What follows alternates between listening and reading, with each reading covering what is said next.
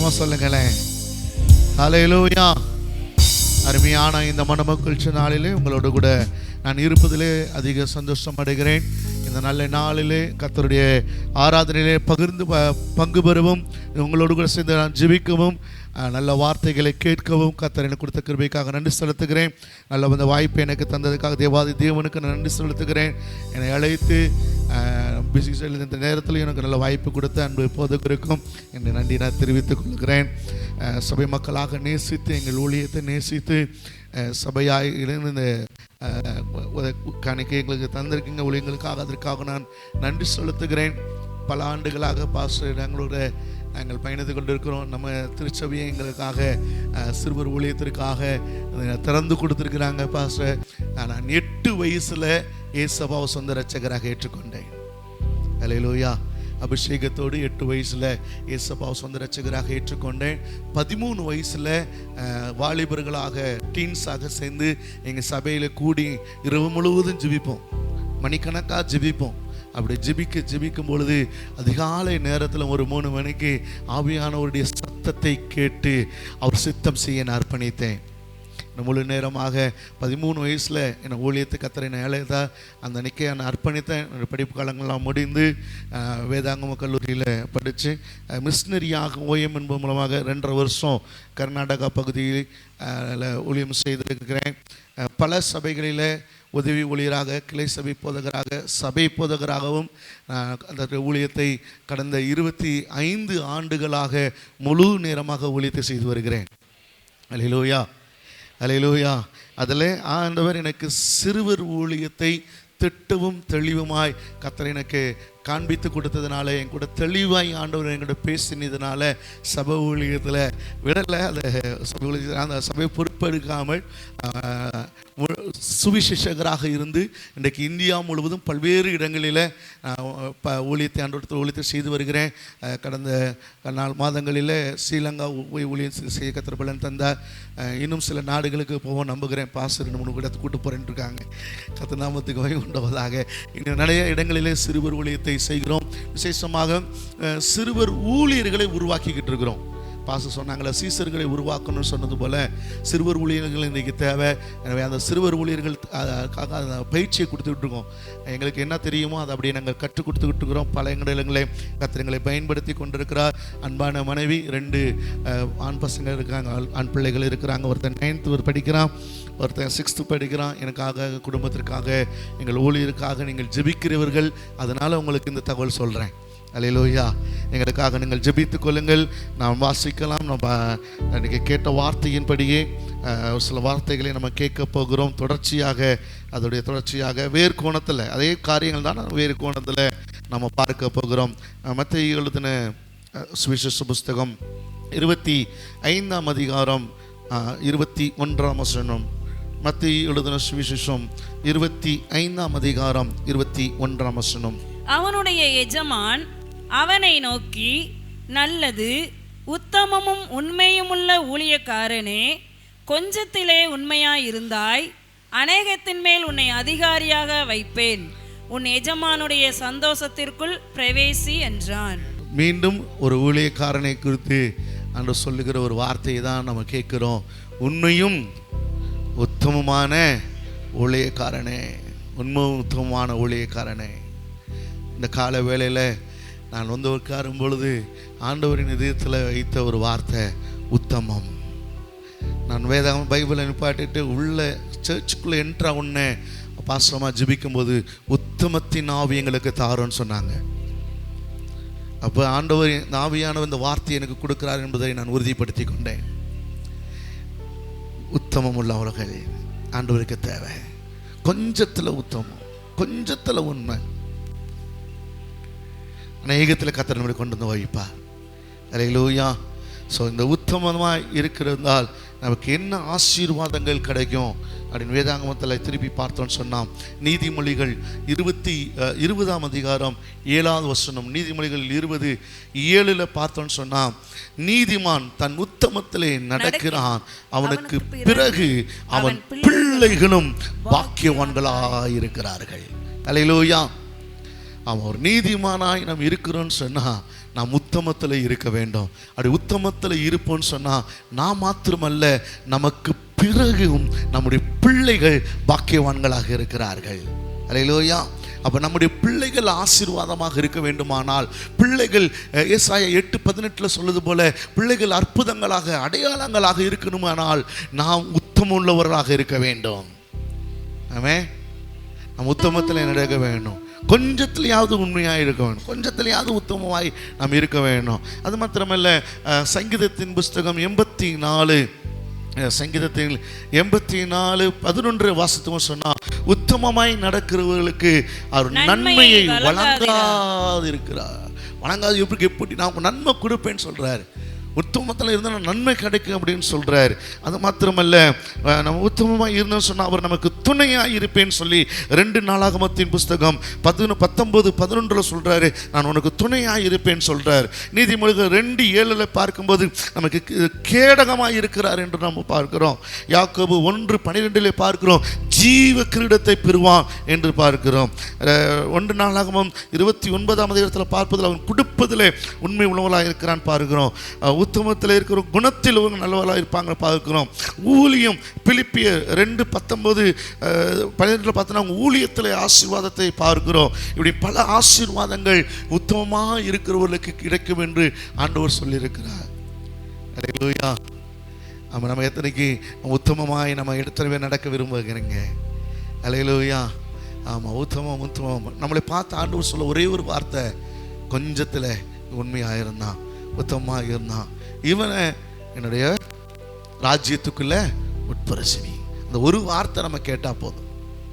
இந்த உலகத்தில் நம்ம எது இருந்தாலும் சரி, இல்லாவிட்டாலும் சரி, நான் பரலோகத்துக்குரியவனாக இருந்தால் மட்டும் போதும். அதற்கு நான் உத்தமனாக இருக்க வேண்டும். அல்லேலூயா. யார் உத்தமனாக இருக்கிறான்னா, நீதிமான் உத்தமனாக இருக்க. நீதிமான்னா யார்? அவர் இரத்தத்தினாலே கழுவி சுத்திகரிக்கப்பட்டு அவருடைய பிள்ளையாய் மாறின அத்தனை பேரும் உத்தமர்களே. அல்லேலூயா. கர்த்தர் நாமத்துக்கு மகிமை உண்டாவதாக. ஒரு 4 அடையாளங்கள் நம்ம பார்க்க போகிறோம். அதில் யோசுவா புஸ்தகத்தில் நான் தியானிச்சதுனால யோசுவா புஸ்தகத்தை பற்றி பார்க்கணும்னு சொன்னால், அது 800 வருடங்களுக்கு பின் எழுதப்பட்ட புஸ்தகம். 24 அதிகாரங்கள் இந்த புஸ்தகத்தில் இருக்கிறது. யோசுவாவுடைய பெயருக்கு அர்த்தம் கர்த்தரே ரட்சிப்பு என்று அர்த்தம். அவன் யோசுவாவை பற்றி நம்ம பார்க்கும்போது அவன் திறமையான ஒரு தலைவன் என்று பார்க்கிறோம். யோசுவாவை குறித்து பார்க்கும்போது அவன் செயல் வீரன் அப்படின்னு பார்க்கிறோம். அப்படியானால் இன்றைக்கு நாமும் ஒரு திறமையான ஒரு தலைவனாக இருக்கணும். அதுதான் பாஸ்டர் அவங்க ஆவியால் அனவராக ஏவப்பட்டு ஆண்டவர் கொடுத்த ஒரு வார்த்தையை திரும்ப சொல்லிகிட்டு இருக்கிறாங்க, நம்ம சீசன் என்று. அதான் நம்ம நல்ல ஒரு தலைவன், நல்ல ஒரு சீசன் இல்லையா. அவர் நல்ல ஒரு செயல் வீரன், அவர் நல்ல செயல்படக்கூடியவர், அமைதியாக இருக்கக்கூடியவர் அல்ல, சோம்பேறி அல்ல, நல்ல சுறுசுறுப்பாய் செயல்படக்கூடியவர் தான் யோசுவா. அது மாத்திரமல்ல, 31 ராஜாக்களை அழித்தவர். ஆமாம், அது மாத்திரமல்ல விசுவாச வீரன் அவன் நம்மளுக்கு பெயர் கொடுக்கப்பட்டிருக்கு. அவருக்கு மோசைக்கு கீழ்ப்படிந்து அடங்கி இருந்தவன் அப்படின்னு அவருக்கு பெயர் கொடுக்கப்பட்டிருக்கு. ஊழியக்காரருக்கு கீழே இருந்தவன், ஆசரிப்பு கூடாரத்தை விட்டு பிரியாதவன் என்று அவனை பார்க்கிறோம். 85 வயதில் பொறுப்புகளை ஏற்றுக்கொண்டவன். வயது காரணம் சொல்லலை, எல்லா சூழலிலும் பொறுப்புகளை ஏற்றுக்கொண்டவன் என்று பார்க்கலாம். 25 வருடம் இஸ்ரவேல் ஜனங்களை வழிநடத்தினவன் என்று பார்க்கலாம். இப்படியெல்லாம் யோசுவாவை பற்றி சொல்லப்பட்டிருக்கு. இந்த யோசுவா அவனுடைய புஸ்தகத்தில் நம் உத்தமமாக இருக்கிறவருடைய அடையாளம் என்ன அப்படின்னு சொல்லி ஒரு 4 காரியம். யோசுவாவின் புஸ்தகம் 24ஆம் அதிகாரம் 14வது வசனத்தை வாசிக்கலாம். யோசுவாவின் புஸ்தகம் 24:14. ஆகையால் நீங்கள் கர்த்தருக்கு பயந்து, அவர் கர்த்தருக்கு பயந்து அவரை உத்தமமும் உண்மையுமாய் சேவித்து உங்கள் பிதாக்கள் நதிக்கு அப்புறத்திலும் எகிப்திலும் சேவித்த தேவர்களை அகற்றிவிட்டு கர்த்தரை சேவியுங்கள். ஹல்லேலூயா.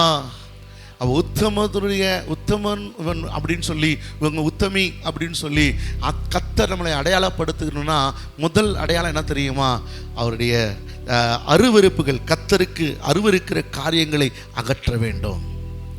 யாரெல்லாம் கர்த்தர் அருவருக்கிற காரியங்களை அவங்க அகற்றி விடுகிறார்களோ அது அவர்கள் கர்த்தருடைய பார்வையில் உத்தமர்களாக இருக்கிறார்கள். அல்லேலூயா. இன்றைக்கு நம்முடைய இருதயத்தில் இன்னும் சில அகற்ற வேண்டிய அழுக்குகள் இருக்கத்தான் செய்கிறது. இன்னும் நம்ம நாள் பார்க்கத்தான் செய்கிறோம், நேரம் பார்க்க தான் செய்கிறோம். போன குறுக்க வந்தால் போதும், நான் தண்ணி குடிச்சிட்டு வரேன்னு சொல்கிறோம். ஐயோ கிளம்பும் போது இவங்க மூஞ்சில் முடிச்சிட்டோமான்னு சொல்கிறோம். இன்னும் பல காரியங்களில் தவறுதலாகவோ விளையாட்டாகவோ தெரிஞ்சோ தெரியாமலோ நாம் பல நேரங்களில் உலகத்தினுடைய காரியம் உள்ளே இருக்கத்தான் செய்யுது. அந்த நதிக்கு அப்புறத்தில் இருக்க வேண்டிய காரியங்கள் இன்னும் சில விஷயங்கள் நம்ம உள்ளத்தில் இருக்கத்தான் செய்கிறது. அதைத்தான் ஆண்டவர் சொல்கிறார், நீ இதை அகற்றிவிடு, அகற்றிவிடு. அதை தேவர்களுக்கு கூடியது அந்த அந்த நதிக்கு அப்புறத்தில் இருக்க வேண்டியது, அது இங்கிட்டு தேவையில்லை. அதை அகற்றி விடு. என்னென்ன காரியங்கள்லாம் நம்முடைய உள்ளத்தில் இருக்கோ அது எல்லாத்தையும் நம்ம அகற்றி விட வேண்டும் என்று இந்த கால வேளையில் ஆண்டவர் நம்மோடு கூட பேசுகிறார். ஏசாயா 1:16 பார்க்கும் பொழுது அவர் சொல்லுகிறார், உங்களை கழுவி சுத்திகரியுங்கள் அப்படின்னு சொல்றார். நம்ம இருதயத்தை சுத்திகரியுங்கள். மனுஷனுக்கு தெரியாத, ஊழியக்காருக்கு தெரியாத, கணவனுக்கு தெரியாத, மனைவிக்கு தெரியாத, பிள்ளைகளுக்கு தெரியாத, பெற்றோருக்கு தெரியாத பல அழுக்குகள் உள்ள கிடக்குது. அப்போ அதை நாம் அகற்ற வேண்டியதை அகற்றி விட வேணும். நாங்கள் சிறுவூழியம் செய்கிறதுனால ஒரு பையன் என்ற வந்துன்னா, அண்ணா எங்கள் அப்பா வந்து டிரைவர் வேலை பார்க்குறாங்க, ஆட்டோ ஓட்டுறாங்க, இரவும் பகரமாக ஆட்டோ ஓட்டுறாங்க. எங்கள் அம்மா வந்து வீட்டு வேலைகள் தான் பார்த்து பத்திரங்களாம் செய்ய க்ளீன் பண்ணி அது மூலமாக வர வருமானத்தை வச்சு என்னை படிக்க வைக்கிறாங்க. எனக்கு எங்கள் அம்மா அப்பாவை நல்லா பார்த்துக்கிறணும், எனக்கு நல்லா படிக்கணும், எனக்கு நல்லா வரணும்னு எனக்கு ஆசை. ஆனால் நான் எவ்வளோ தான் கஷ்டப்பட்டு படித்தாலும் படிப்பு எனக்குள்ளே போக மாட்டேங்குதுன்னு, எனக்காக ஜெபம் பண்ணுங்க அப்படி சொல்லி ஜெபம் பண்ண வந்தான். அப்போ எனக்குள்ள ஒரு கேள்வி, படிப்பு உள்ள போகலாட்டினா உள்ள வேற என்னமோ இருக்கு இல்லையா? அப்போ அந்த தம்பிகிட்ட சொன்னேன், தம்பி இந்த பாக்கெட்டில் இவ்வளோ குப்பை இருக்கு, ஃபுல்லாக குப்பை வச்சிருக்கிற. இப்போ அண்ணன் வந்து உனக்கு ஒரு 10,000 ரூபாய் கையில் தரேன்னு வச்சுக்கோ, அது உள்ள வைக்க முடியுமா? முடியுமா முடியாதா? முடியும். எப்போ அதை அகற்றி விட்டால், இதனுடைய வேல்யூ தெரிஞ்சிச்சுன்னா இதெல்லாம் என்ன செஞ்சிடலாம், இதெல்லாம் எனக்கு தேவையில்லை, இதை விட எனக்கு இதுதான் முக்கியம் அப்படி சொல்லி இதெல்லாம் அகற்றி விட்டு இதை என்ன செஞ்சிடலாம், உள்ளே வச்சிடலாம். அப்போ அவன் கவுன்சிலிங் கொடுத்து சில காரியங்களும் சொல்லி ஜெபம் பண்ணி இதுதான் உனக்கு முக்கியம் அப்படி சொல்லி அதை உள்ளே வைக்க சொன்னேன். அதுபோல் இந்த கால வேளையில் பல ஆசீர்வாதங்கள், பல நன்மைகள் நமக்கு வெளியே நின்று கொண்டு இருக்குதா, நமக்குள்ளே வரலையா, உள்ள வேற என்னமோ இருக்குது, அதை நீ கிளியர் பண்ணுங்க. உங்களை சுத்திகரியுங்கள். உங்களை சுத்திகரிச்சிட்டிங்கன்னு சொன்னால் இந்த எல்லா நன்மைகளும் இந்த காரியங்களும் நமக்கு வரும். பாசம் இவ்வளோ ஆதங்கத்தோடு இவ்வளோ வார்த்தைகளும் வேதனையோடு இந்த வார்த்தைகளை சொல்கிறாங்க, அது ஏன் நமக்குள்ளே போகலை, உள்ளே வேற என்னமோ கிடக்கு, அதெல்லாம் சுத்திகரியுங்கள். அப்போ தான் தேவன் பேசுகிற வார்த்தையாக அது திருப்பணும். இல்லைன்னா பாச பேசுகிற வார்த்தையாக தான் தெரியும். தேவன் பேசுகிற வார்த்தையாக நம்ம தெரியும்னா நம்முடைய இருதயத்தில் அகற்ற வேண்டியதை அகற்றி சுத்திகரிக்க வேண்டியதை சுத்திகரித்து ஆக வேண்டும். அல்லேலூயா, அல்லேலூயா. நான் ஆரம்ப கால ஊழியத்தில் வரும்பொழுது ஆண்டவட்டத்தில் ஜெபம் பண்ணேன், ஏசப்பா நான் வந்து வசனங்களை 8 வயசுலேருந்து படிச்சுக்கிட்டு இருக்கிறேன். 8 வயசுலேருந்து பல வசனங்கள் மனப்பாடம் பண்ணி பார்க்குறேன், பல வசனங்களை பேசி பார்க்குறேன், பிரசங்கம் பண்ணுறேன். ஆனால் அந்த வசனம் ஒன்றும் இருதயத்தில் தங்க மாட்டேங்குதே. இருதயத்தில் தங்கணுமே, வசனத்தை உள்ளத்தில் வைக்கணுமே அப்படி சொல்லி ஜெபம் பண்ணிக்கிட்டே இருந்தேன். எப்படி எனக்கு அந்த யோசனை வந்துச்சு அப்படின்னா, நான் கர்நாடகாவில் மிஷினரியாக ஊழியம் செஞ்சேன்னு சொன்னேன் இல்லையா, 5 லாங்குவேஜ் பேசுவேன்.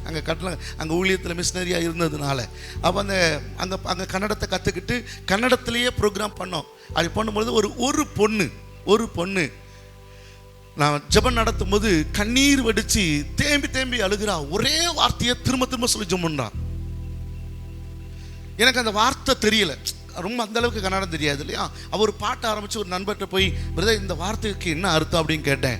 அந்த பிரதர் சொன்னார், எங்கள் அப்பாவுக்கு 1 முழம் இறக்கும் ஆண்டவரே.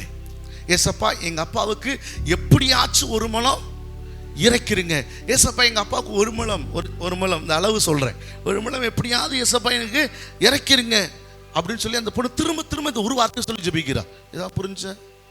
எனக்கும் புரியல. அப்போ அந்த பிள்ளையை கூப்பிடுங்க, மாமா அவன் பேர் என்னன்னு சொல்லும்போது ஏதோ ஒரு பேர் சொல்லிச்சு, ஞாபகம் இல்லை எனக்கு, 2000 சொன்னது. எத்தனை படிக்கிற? 5ஆவது படிக்கிறேன்னு சொல்லிச்சு. எதுக்குமா இப்படி ஜெபம் பண்ண அப்படின்னு சொல்லி கேட்டேன். அப்போது அந்த பொண்ணு சொன்னாங்க, எங்கள் அப்பாவுக்கு வேதாகமத்தை பல தடவை வாசித்திருக்கிறாங்க, வேதாகமத்தில் எந்த வசனம் சொன்னாலும் அது எந்த பக்கத்தில் இருக்குன்னு முதற்கொண்டு சொல்லுவாராம். அந்தளவுக்கு வேதத்தை நம்ம பாஷையில் சொன்னால் கரைச்சி குடிச்சுட்டார் மனுஷன். சரி, நல்ல விஷயம் தானே, ஏன் இப்படி ஜெபம் பண்ணேன்னு கேட்டேன். எங்கள் அப்பாவுக்கு இவ்வளோ வசனங்கள் தெரிஞ்சாலும் இன்னும் ட்ரெயின் ஓட்டிகிட்டு தான் இருக்காரு, புகை வண்டி. இன்னும் எங்கள் அம்மாவை போட்டு எங்கள் அப்பா அடிக்கிறாங்க. எங்கள் வீட்டில் சமாதானம் இல்லை, சந்தோஷம் இல்லை. அப்போ எனக்குள்ள ஒரு கேள்வி இருந்துச்சு, எங்கள் அப்பாவுக்கு இவ்வளோ வசனங்கள் தெரிஞ்சாலும் ஏன் எங்கள் அப்பா இப்படி இருக்காங்க அப்படின்னு கேட்கும்போது தான் இந்த கேம்புக்கு வந்தேன். நீங்கள் எனக்கு சொல்லி கொடுத்தீங்க, வசனத்தை இதயத்தில் வைக்கணும், இருதயத்தில் வைக்கணும், பதித்து வைக்க நீங்கள் எனக்கு சொல்லி கொடுத்தீங்க. அப்போ தான் எனக்கு புரிஞ்சிச்சு, எங்கள் அப்பாவுக்கு வசனம் இருதயத்தில் இல்லை, மண்டையில் இருக்கு. அதனால ஒரு மலை இறக்க சொன்னேன், தலைக்கோ இருதயத்துக்கோ ஒரு மலம். அப்போ எத்தனை பேருக்கு ஒரு மலை இறங்கணும்னு தெரியல. நிறைய நேரம் இங்கேயே வச்சுக்கிட்டு இருக்கோம், ஸ்டோரேஜ் பண்ணிக்கிட்டு இருக்கோம். ஆனால் எங்கே வசனம் வரணுமா? எங்கே வரணும்? இதயத்தில் வரணும். அப்போ வரலன்னு சொல்லணும், ஆண்டோட்ட போய் ஜோம் பண்ணேன், என்னோட ஏன் விதத்தில் பதிய மாட்டேது அப்படின்னு. அதற்கு நாங்கள் ஜாயின்ட் ஃபேமிலியாக இருந்தோம். பாஸ்டருக்கு தெரியும், எங்கள் அக்கா, எங்கள் அண்ணன், எங்கள் எல்லாம் ஒரே வீட்டுக்குள்ளே இருந்தோம். அவள் எங்கள் அக்கா பொண்ணுக்கு அவள் 3rd படிக்கும்போது, இப்போ அவள் கல்யாணம் முடிஞ்சு குழந்தை பெற்றுட்டா, அவள் மக 3rd படிக்க போகிறான்னு நினைக்கிறேன். ஆனால் அவள் 3rd படிக்கும்போது அவளுக்கு நான் ஒரு ஸ்லைட் ஒன்று வாங்கி கொடுத்தேன், சரிங்களா? அந்த ஸ்லைட்டில் எனக்கு ஒரு இது தேவைன்னு சொல்லி எழுதுறதுக்காக நான் எழுதி பார்க்குறேன், எழுத மாட்டேங்குது. இங்கே வச்சா கீச்சு சவுண்டு கொடுத்து இங்கே வந்து நிற்கிது, எழுத்து பதிய மாட்டேங்குது. அப்புறம் எரிச்சல் ஆச்சுன்னு கீழே போட்டு போயிட்டேன். ஒரு 10 நிமிஷம் கழிச்சு பார்க்குறேன், அதே ஸ்லேட் எடுத்து எங்கள் அக்கா மகா உட்காந்து எழுதிட்டு இருக்கா. அது எப்போ நான் எழுதாது, அவள் மட்டும் எழுதுறான்னு பக்கத்தில் உத்து பின்னாடி நின்று பார்க்குறேன், அழிக்கிறதுக்கும் இந்த H+ குச்சி ஒரு விதமான திரவத்தை ஒரு இதை ரெடி பண்ணி ஒரு மாதிரி இருக்கு. அதனால என்ன செய்யல, அது எழுத்து பதியலை. அப்போ தான் ஆண்டு சொன்னார், யாக்கோபு 1:21 எடுத்து வாசிக்க சொன்னார். வாசிக்க சொன்னால், உன் இருதயத்தில் இருக்க அழுக்க நீக்கி விட்டு, உன் துர்க்குணத்தை நீக்கி விட்டு சந்தமாய் வசனத்தை செஞ்சுக்கோ, ஏற்றுக்கோ அப்படின்னு சொல்லி சொன்னார். அப்போ ஆண்டோட்ட போய் அந்த இருதயத்தை கிழிச்சு, ஆண்டவர் இருதயத்தை இன்னொரு விஷயம் கூட சுத்திக்கிறீங்க அப்பா, இன்னும் கூட என்னை கழுவுங்க ஆண்டவரேன்னு சொல்லி ஆண்டோட ஜெபம் பண்ணோம். ஆண்டவர் இருதயத்தை சுத்தம் பண்ணார். அதிலிருந்து இன்னைக்கு பல வசனங்களை இருதயத்தில் சுமக்க கர்த்தர் பலன் தந்திருக்கிறார். ஹல்லேலூயா, ஹல்லேலூயா. அப்போ எத்தனை பேருக்கு இருதயம் இன்னும் சுத்தமாகலையோ? சுத்தமாக்குனாதான், நீங்கள் சுத்திகரித்தால்தான் வசனம் உள்ள போகும், வார்த்தை உள்ள போகும். கர்த்தர் என்ன சொல்ல நினைக்கிறாரோ அது உள்ள போகும். இன்னைக்கு ஏன் உள்ள போகலை? அழுக்கு இருக்கு, அழுக்கு இருக்கு. எல்லா அழுக்கையும் துர்க்குணத்தை, அந்த வசனம் வாசித்துருங்களேன், 21:1.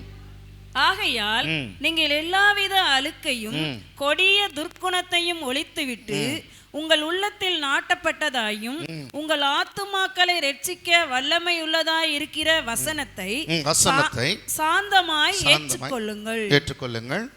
அதால எல்லா விதமான அழுக்கு துர்க்கத்தை செய்யணுமா?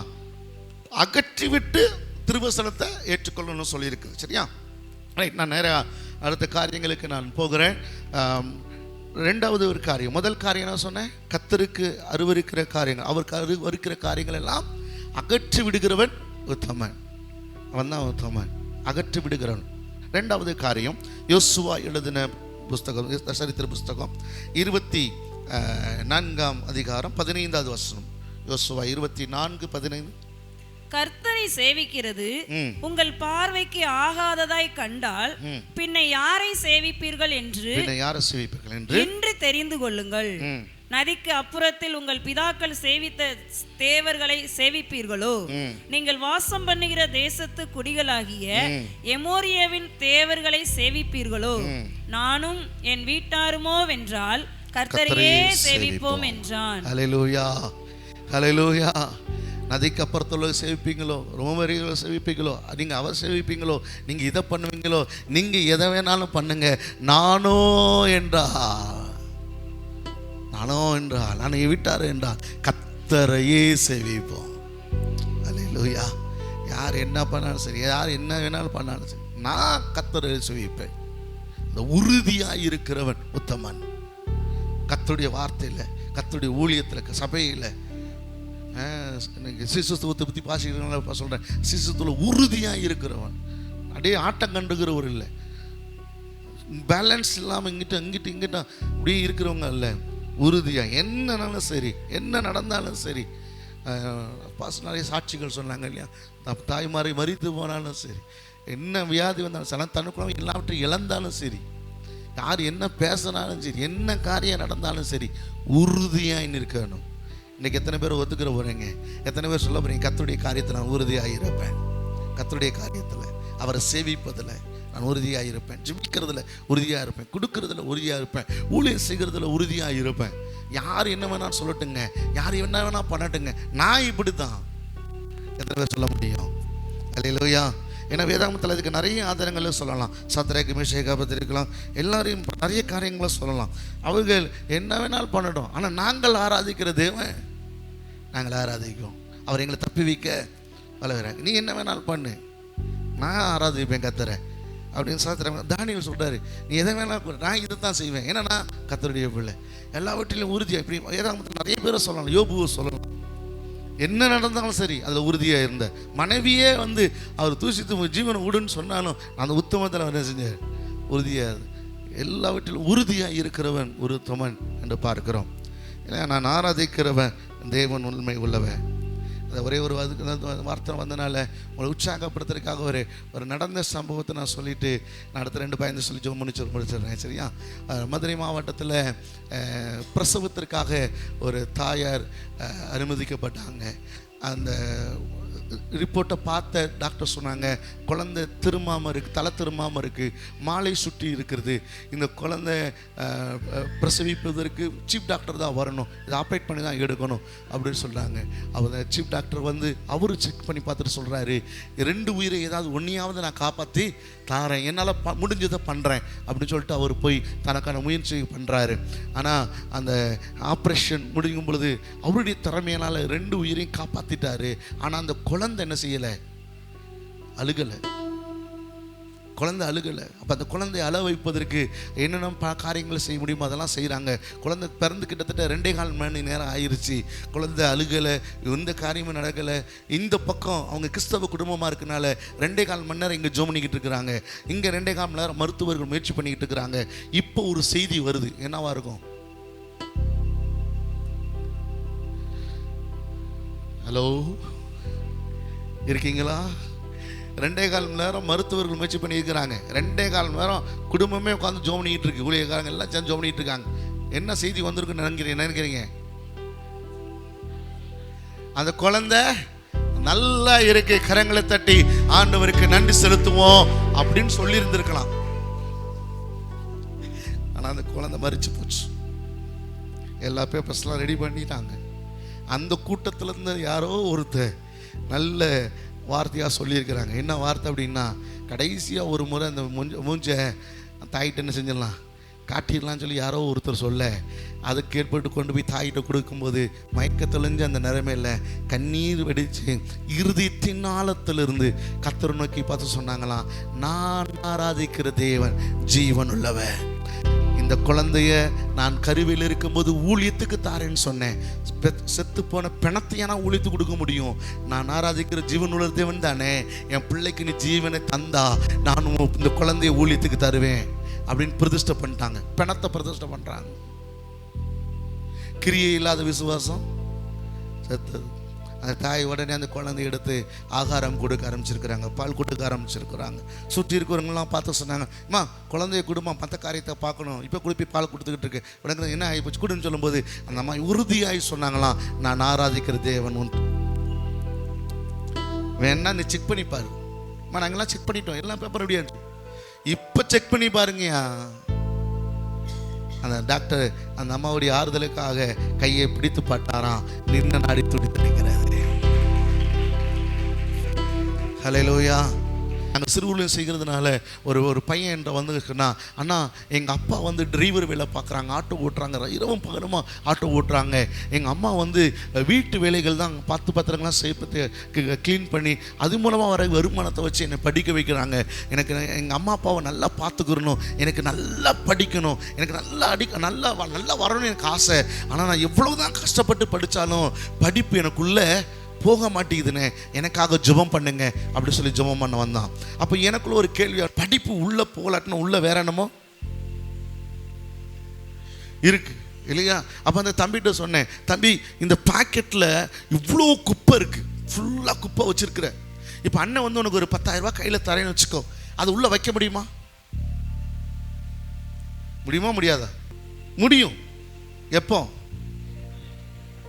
அதை அகற்றி விட்டால், இதனுடைய வேல்யூ தெரிஞ்சிச்சுன்னா இதெல்லாம் என்ன செஞ்சிடலாம். இதெல்லாம் எனக்கு தேவையில்லை, இதை விட எனக்கு இதுதான் முக்கியம் அப்படி சொல்லி இதெல்லாம் அகற்றி விட்டு இதை என்ன செஞ்சிடலாம், உள்ளே வச்சிடலாம். அப்போ அவன் கவுன்சிலிங் கொடுத்து சில காரியங்களும் சொல்லி ஜெபம் பண்ணி இதுதான் உனக்கு முக்கியம் அப்படி சொல்லி அதை உள்ளே வைக்க சொன்னேன். அதுபோல் இந்த கால வேளையில் பல ஆசீர்வாதங்கள், பல நன்மைகள் நமக்கு வெளியே நின்று கொண்டு இருக்குதா, நமக்குள்ளே வரலையா, உள்ள வேற என்னமோ இருக்குது, அதை நீ கிளியர் பண்ணுங்க. உங்களை சுத்திகரியுங்கள்.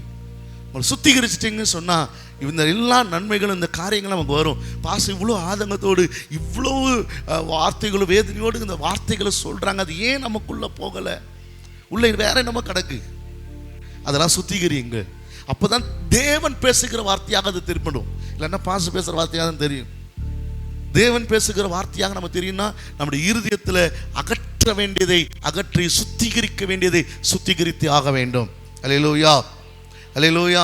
நான் ஆரம்ப கால ஊழியத்தில் வரும்பொழுது ஆண்டவட்டத்தில் ஜெபம் பண்ணேன். ஏசப்பா, நான் வசனங்களை 8 வயசுலேருந்து படிச்சுக்கிட்டு இருக்கிறேன். 8 வயசுலேருந்து பல வசனங்கள் மனப்பாடம் பண்ணி பார்க்குறேன், பல வசனங்களை பேசி பார்க்குறேன், பிரசங்கம் பண்ணுறேன். ஆனால் அந்த வசனம் ஒன்றும் இருதயத்தில் தங்க மாட்டேங்குதே. இருதயத்தில் தங்கணுமே, வசனத்தை உள்ளத்தில் வைக்கணுமே அப்படி சொல்லி ஜெபம் பண்ணிக்கிட்டே இருந்தேன். எப்படி எனக்கு அந்த யோசனை வந்துச்சு அப்படின்னா, நான் கர்நாடகாவில் மிஷினரியாக ஊழியம் செஞ்சேன்னு சொன்னேன் இல்லையா.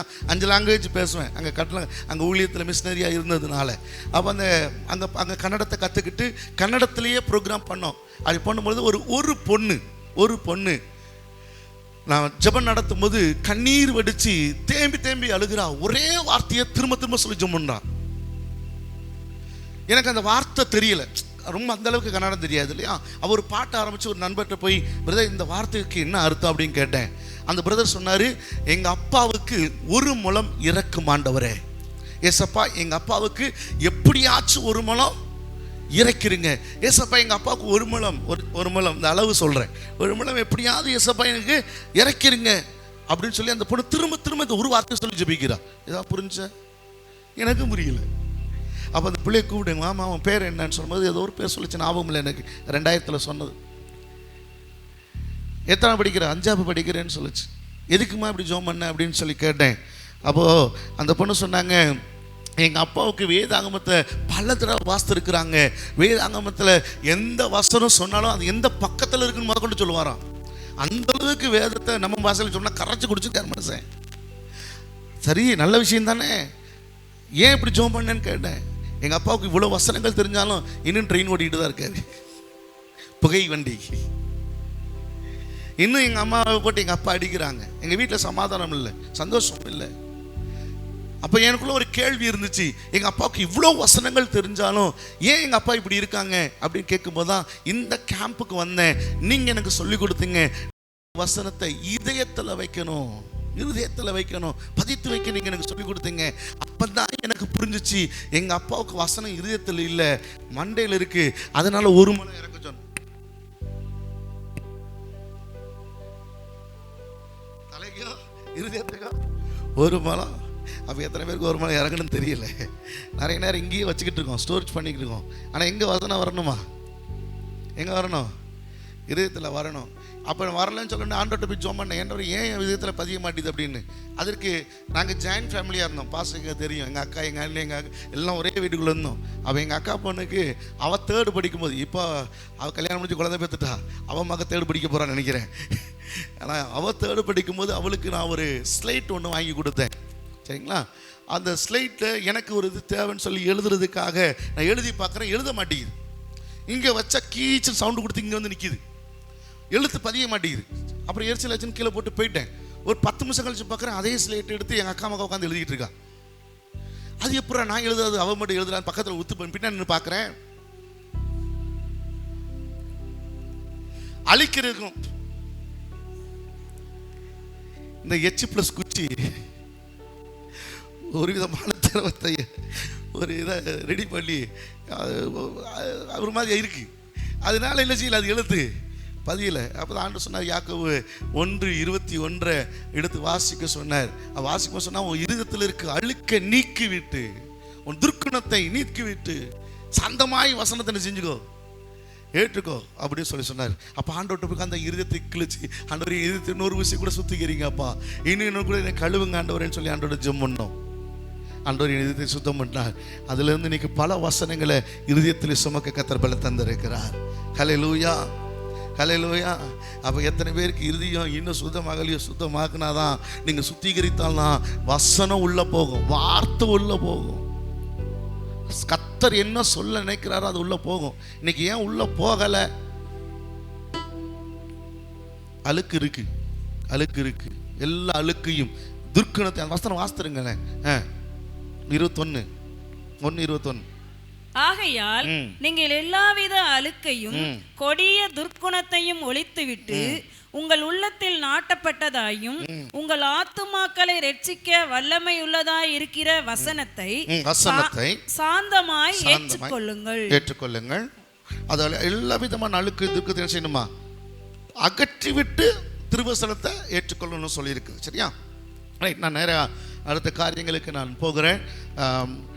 ரெண்டாவது ஒரு காரியம், முதல் காரியம் நான் சொன்னேன், கர்த்தருக்கு அருவருக்கிற காரியங்கள், அவருக்கு அருவருக்கிற காரியங்கள் எல்லாம் அகற்றி விடுகிறவன் உத்தமன். அவன் தான் உத்தமன், அகற்றி விடுகிறவன். ரெண்டாவது காரியம், யோசுவா எழுதின புஸ்தகம், சரித்திர புஸ்தகம் 24ஆம் அதிகாரம் 15வது வசனம். யோசுவா 24:15.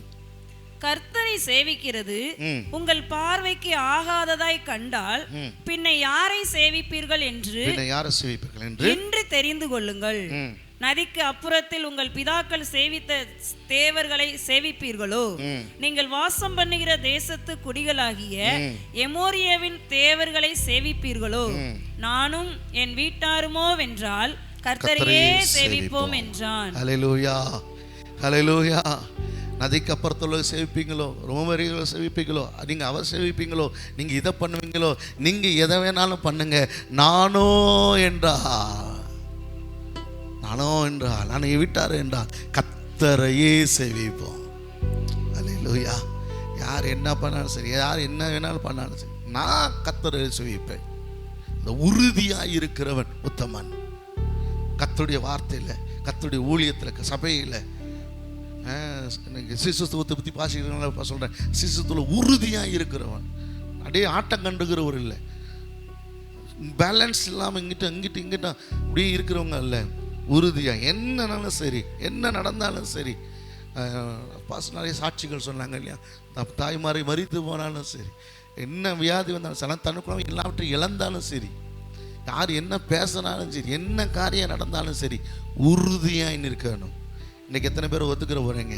எத்தனை பேர் சொல்ல போகிறீங்க, கர்த்தருடைய காரியத்தில் நான் உறுதியாக இருப்பேன், கர்த்தருடைய காரியத்தில் அவரை சேவிப்பதில் நான் உறுதியாக இருப்பேன், ஜெபிக்கிறதுல உறுதியாக இருப்பேன், கொடுக்கறதுல உறுதியாக இருப்பேன், ஊழியம் செய்கிறதுல உறுதியாக இருப்பேன். யார் என்ன வேணாலும் சொல்லட்டுங்க, யார் என்ன வேணால் பண்ணட்டுங்க, நான் இப்படி தான். எத்தனை பேர் சொல்ல முடியும்? அல்லேலூயா. ஏன்னா வேதாகமத்தில் அதுக்கு நிறைய ஆதாரங்களும் சொல்லலாம். சத்ராக் மேஷாக் ஆபேத்நேகோ எல்லாரையும் நிறைய காரியங்களும் சொல்லலாம். அவர்கள் என்ன வேணாலும் பண்ணட்டும், ஆனால் நாங்கள் ஆராதிக்கிற தேவன் நாங்கள் ஆராதிக்கிறோம்.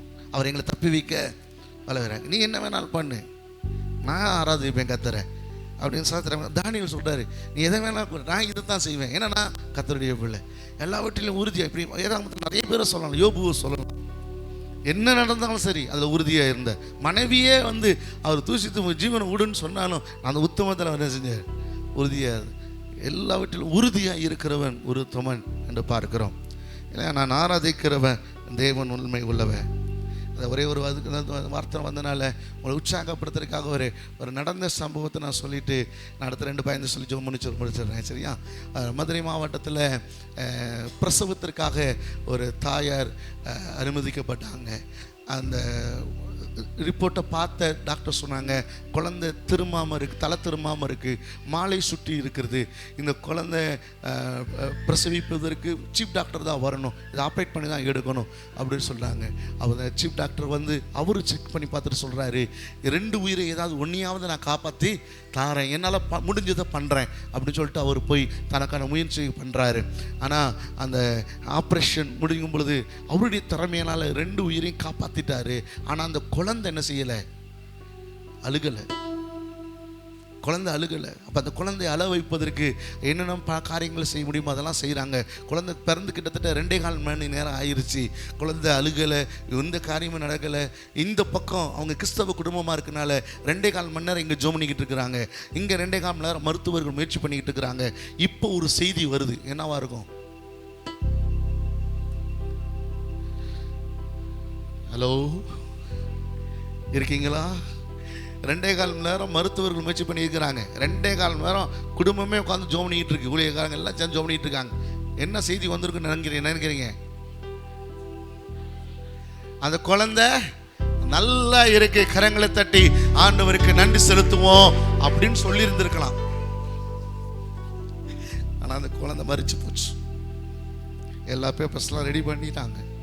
அந்த கூட்டத்துல இருந்து யாரோ ஒருத்தர் நல்ல வார்த்தையாக சொல்லியிருக்கிறாங்க. என்ன வார்த்தை அப்படின்னா, கடைசியாக ஒரு முறை அந்த மூஞ்ச தாயிட்ட என்ன செஞ்சிடலாம், காட்டிடலாம்னு சொல்லி யாரோ ஒருத்தர் சொல்ல, அதுக்கு ஏற்பட்டு கொண்டு போய் தாயிட்ட கொடுக்கும்போது மயக்கத்தொழிஞ்சு அந்த நிலைமையில் கண்ணீர் வெடித்து இருதயத்தின் ஆழத்திலிருந்து கர்த்தரை நோக்கி பார்த்து சொன்னாங்களாம், நான் ஆராதிக்கிற தேவன் ஜீவன் உள்ளவர். இந்த குழந்தைய நான் கருவில் இருக்கும்போது ஊழியத்துக்கு தாரேன்னு சொன்னேன். செத்து போன பிணத்தையா நான் ஊழியத்துக்கு கொடுக்க முடியும்? நான் ஆராதிக்கிற ஜீவன் உள்ள தேவன் தானே. என் பிள்ளைக்கு நீ ஜீவனை தந்தா நான் இந்த குழந்தைய ஊழியத்துக்கு தருவேன் அப்படின்னு பிரதிஷ்டை பண்ணிட்டாங்க. பிணத்தை பிரதிஷ்டை பண்றாங்க. கிரியை இல்லாத விசுவாசம் செத்தது. அந்த தாய் உடனே அந்த குழந்தை எடுத்து ஆகாரம் கொடுக்க ஆரம்பிச்சிருக்கிறாங்க, பால் கொடுக்க ஆரம்பிச்சிருக்கிறாங்க. சுற்றி இருக்கிறவங்களாம் பார்த்து சொன்னாங்க, அம்மா குழந்தைய கொடுமா, மற்ற காரியத்தை பார்க்கணும், இப்போ கொடுப்பி பால் கொடுத்துக்கிட்டு இருக்கு, உடனே என்ன ஆகி போச்சு கொடுன்னு சொல்லும்போது அந்த அம்மா உறுதியாகி சொன்னாங்களாம், நான் ஆராதிக்கிற தேவன் உண்டு. வேணா நீ செக் பண்ணி பாரு. அம்மா நாங்கெல்லாம் செக் பண்ணிட்டோம், எல்லாம் பேப்பர் அப்படியா, இப்போ செக் பண்ணி பாருங்கயா. அந்த டாக்டர் அந்த அம்மாவுடைய ஆறுதலுக்காக கையை பிடித்து பட்டாராம். நின்ன நாடி துடித்து நிற்கிறது. ஹல்லேலூயா. அதை கொண்டு போய் மற்ற ப்ராசஸ்லாம் பண்ணி பார்த்தாங்க. கிட்டத்தட்ட ஒரு 2.25-3 மணி நேரத்துக்குள்ளே அந்த குழந்தை நல்லா அழுதுருக்கு. அப்போ குழந்தை பிறந்த உடனே அழுகலாட்டினா சரீரத்தில் ஏதோ குறைபாடு இருக்கும் அப்படிங்கிறது மருத்துவ ரீதியாக சொல்லப்படுகிற ஒரு உண்மை. அதனால் அது என்ன டெஸ்ட் எடுத்து பார்த்தாங்க, எல்லா டெஸ்ட்லையும் நார்மல். அல்லேலூயா. அந்த முதல்ல இன்னும் வரைக்கும் நார்மல் தான். அல்லேலூயா. அந்த மருத்துவர் பார்த்து தான் கழுத்துக்கு செயினை கழட்டி போட்டாராம். இந்த மாதிரி ஒரு சம்பவம் பார்த்ததில்லையே அனுபவத்தில்னு சொல்லி. அப்போ சுற்றி இருக்கிற மருத்துவர் விசுவாசிகள் அந்த ஊழியக்காரங்களாம் சேர்ந்து இந்த செயின் எங்களுக்கு வேணாம், ஆனால் ஜீவனை தந்த இயேசுவை அறிந்துக்கோங்கன்னு சொன்ன உடனே அந்த இடத்துலையே முழங்கால் போட்டு அவர் இயேசுவை சொந்த ரட்சகராக ஏற்றுக்கொண்டார். இது எங்கே நான் படித்ததில்லை, யார்கிட்ட சொன்னதை கேட்டதில்லை, உண்மையாய் நடந்த சம்பவம் அப்படின்னு உறுதியாக சொல்கிறதுக்கு காரணம் தெரியுமா? அந்த குழந்தை நான் தான்.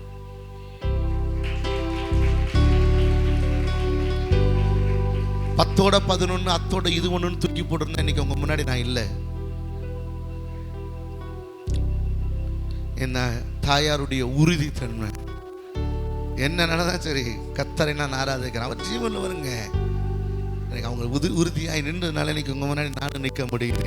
அதனால எந்த சூழலையும் யார் என்ன பண்ணாலும் சரி, கர்த்தரிடத்தில் நீங்கள் உறுதியாய் இருப்பீர்களானால் நீங்கள் உத்தமமாக இருப்பீர்கள்.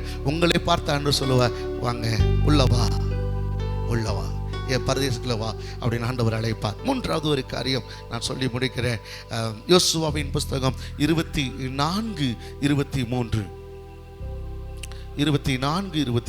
அப்பொழுது அவன், அப்படியானால் இப்பொழுதும் உங்கள் நடுவே இருக்கிற அந்நிய தேவர்களை அகற்றிவிட்டு உங்கள் இருதயத்தை இஸ்ரவேலின் தேவனாகிய கர்த்தருக்கு நேராக திருப்புங்கள் என்றான். ஆமென். மூன்றாவது ஒரு காரியம், ஒரு உத்தமனாய் நாம் இருக்கணும்னு சொன்னா நம்முடைய இருதயத்தை கர்த்தருக்கு நேராய் திருப்பணும்.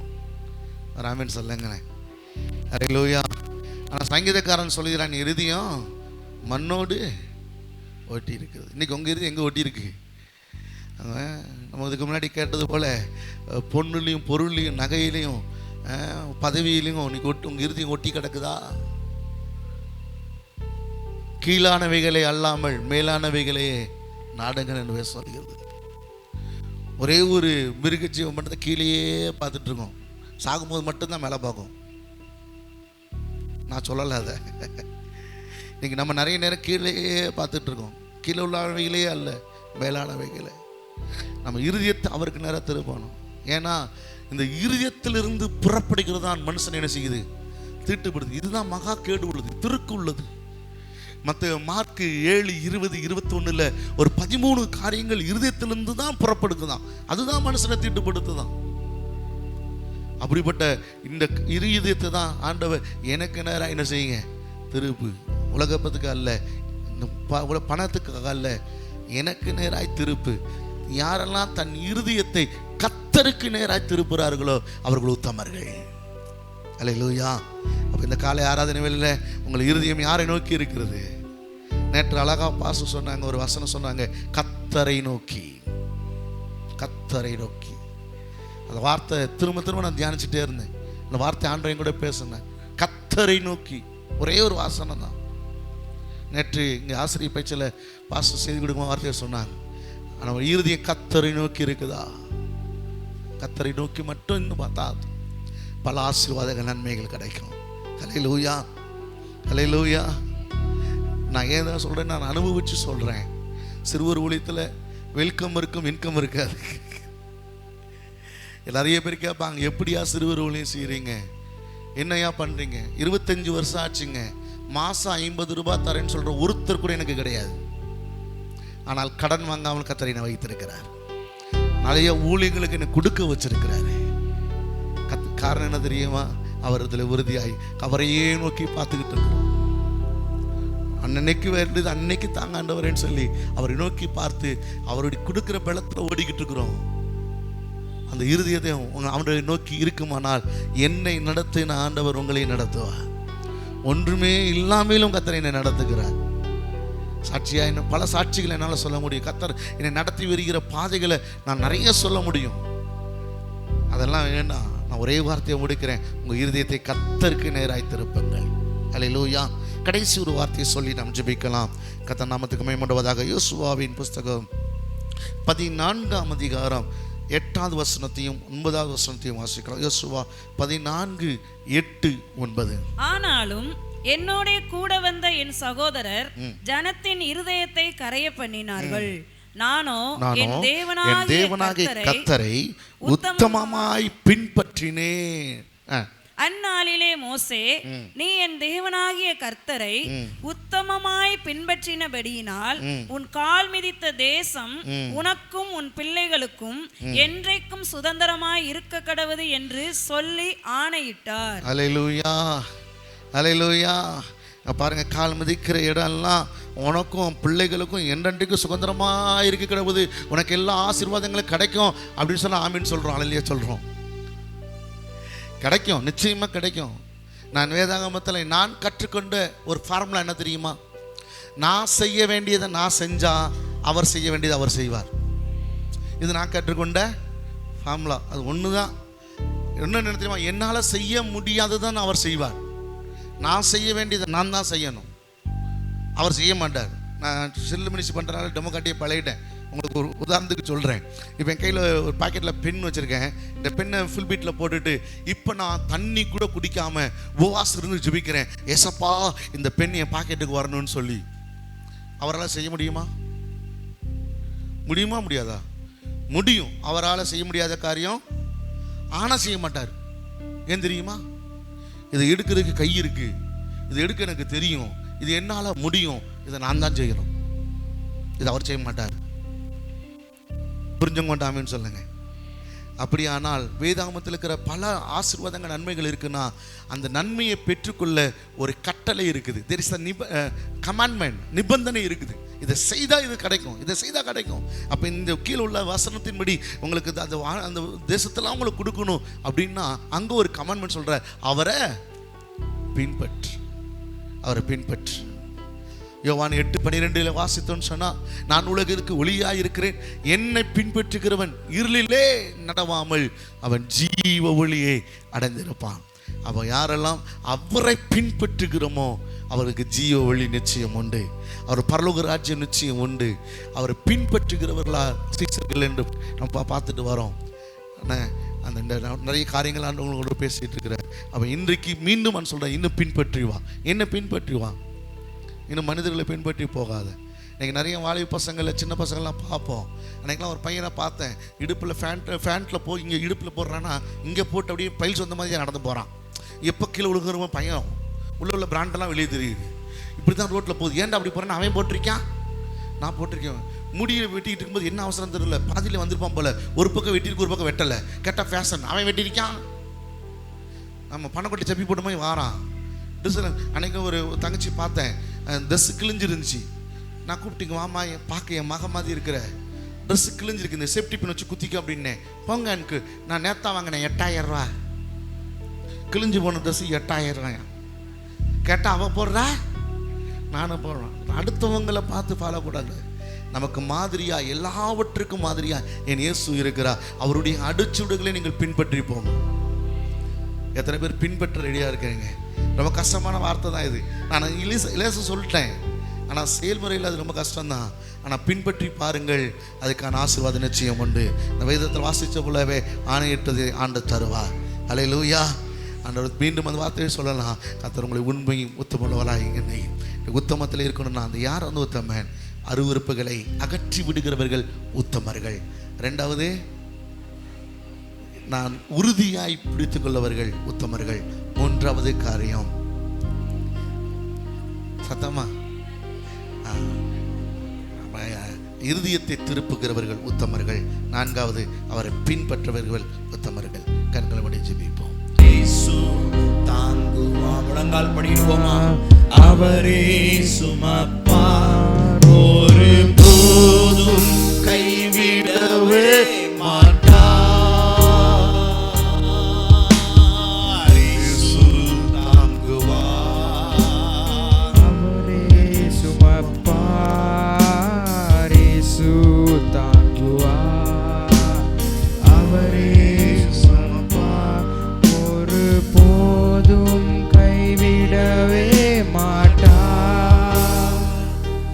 பரலோக தகப்பனே, பரிசுத்தமுள்ள பிதாவே, நீர் எங்களை தாங்குகிறவராய், ஏந்துகிறவராய், சுமக்கிறவராய், சீஷர்களாய் உருவாக்குகிறவராய் இருப்பதற்காக உமக்கு ஸ்தோத்திரம்.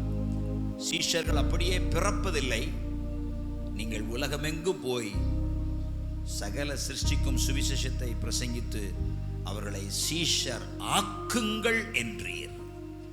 ஒவ்வொருவரும் சீஷர்களாய் பிறக்கிறதல்ல, நீர் சீஷர்களை உருவாக்குகிற தேவனாய் இருப்பதற்காக உமக்கு ஸ்தோத்திரம். எங்களையும் அப்படியே உருவாக்குவீராக. ஒரு மோசேயை உருவாக்கினீர், ஒரு யோசுவாவை உருவாக்கினீர், எங்களையும் உருவாக்குவீராக.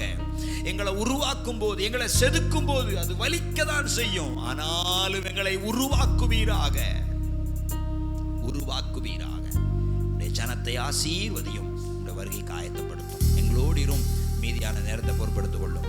இவைகள் எல்லாவற்றையும் இயேசு கிறிஸ்துவின் நாமத்தில் தாழ்மையோடு கேட்கிறோம் நல்ல பிதாவே, ஆமென், ஆமென்.